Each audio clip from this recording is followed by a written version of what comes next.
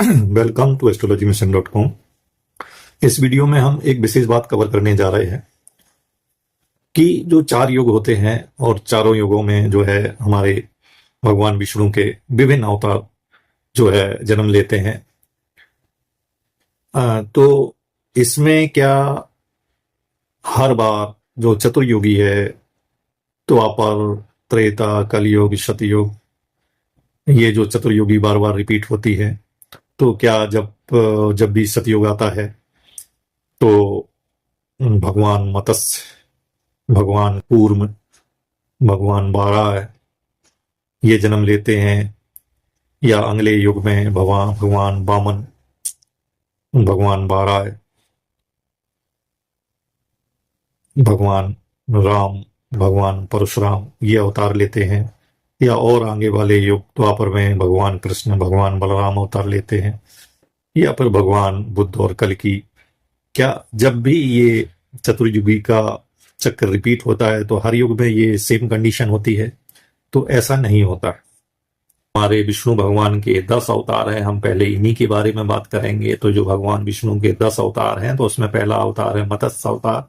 ये अवतार होता है जो छठवीं चतुर्युगी है, जो छठवां महायुग है, उस महायुग के सतयुग में मत्स्य अवतार होता है। दूसरा भगवान विष्णु का अवतार होता है कूर्म अवतार या कच्छप अवतार। ये जो चतुर्युगी है वो चौथी चतुर्युगी के सतयुग में जो है कूर्म अवतार होता है, और मतभेद से कभी कभी 20वीं चतुर्युगी के सतयुग में कूर्म भगवान का अवतार बताया गया है। भगवान विष्णु का जो 12 अवतार है, ये 14वीं चतुर्युगी के सतयुग में स्वयंभू मनवंतर में 12 का अवतार होता है। तो यहाँ विशेष बात यह है कि वो मनवंतर होगा स्वयंभू, जो पहला मनवंतर है, उसमें जो है 71 चतुर्युगी होते हैं, उसमें 14वीं चतुर्युगी के शतयुग में भगवान 12 का अवतार होता है। तो ये हमको समझना पड़ेगा। अगला अवतार होता है भगवान नरसिंह का। ये अवतार होता है वैवस्वत मनवंतर में, जो 7वीं चतुर्युगी का जो सतयुग है उसमें भगवान नरसिंह का अवतार होता है।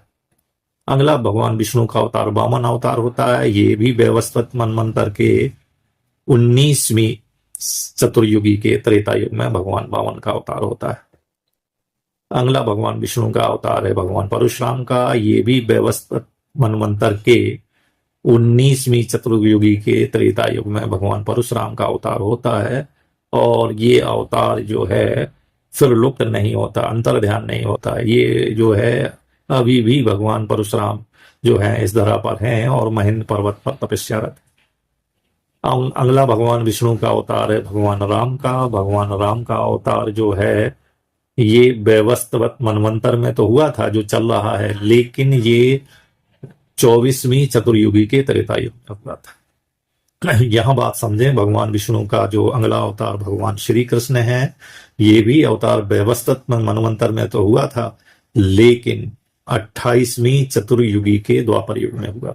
तो यहाँ अंतर जान लें, भगवान राम का अवतार वैवस्वत मनवंतर जो 7वां मनवंतर है वो उसके 24वीं चतुर्युगी में, जबकि भगवान कृष्ण का अवतार वैवस्वत मनवंतर में तो हुआ था जो 7वां मनवंतर है, लेकिन 28वीं चतुर्युगी के द्वापर में हुआ था।